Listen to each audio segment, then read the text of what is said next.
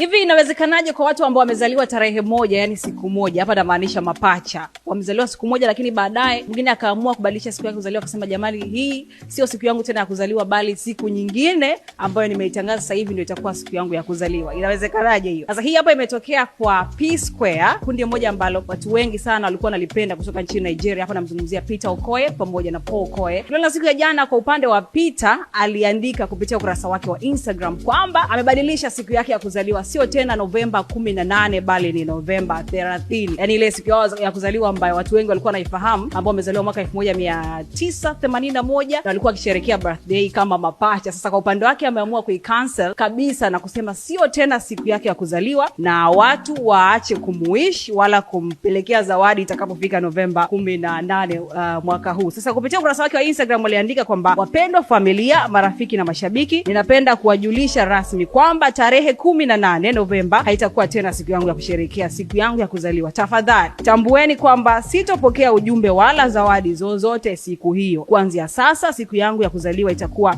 ikiadhimishwa tarehe 30 Novemba. Huu ni uamuzi binafsi na ninathamini sana uelewa wenu.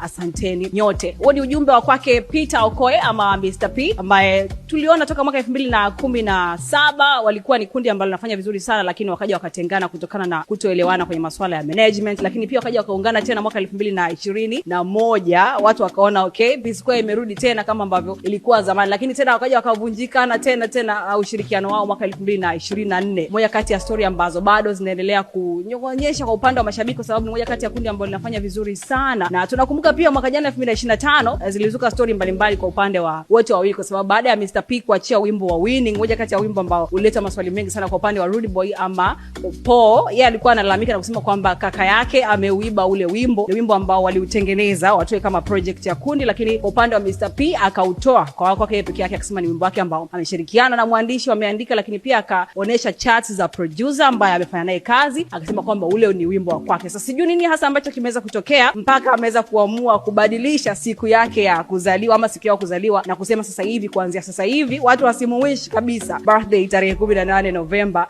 bali wamuish tarehe 30 Novemba.